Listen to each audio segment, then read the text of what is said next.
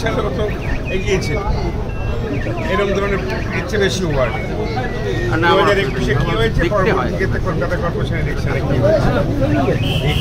কিন্তু যে কোনো নির্বাচনে মানুষের লোকসভা এক ধরনের চিন্তাধারা হয়, বিধানসভা এক ধরনের হয়, পৌরসভা পঞ্চায়েত এক ধরনের হয়, কিন্তু সামগ্রিকভাবে মানুষের রায়টা যখন আসে সেটাকে পর্যালোচনা সবচেয়ে বেশি করে দরকার। বড় সমালোচনা করবার আগে আত্মসমালোচনার যদি কোনো জায়গা থাকে সেই আত্মসমালোচনা করে কোথাও যদি ত্রুটি থেকে থাকে সেগুলোকে সংশোধন করা উচিত বলে আমি মনে করি, বা আমি করতাম। আমি জীবনে নিজের 10টা নির্বাচন করেছি, 26টা নির্বাচন করেছি, কীভাবে এলাকা মানুষের কাছে গ্রহণযোগ্যতা তৈরি করতে হয় সেটা বিষয়।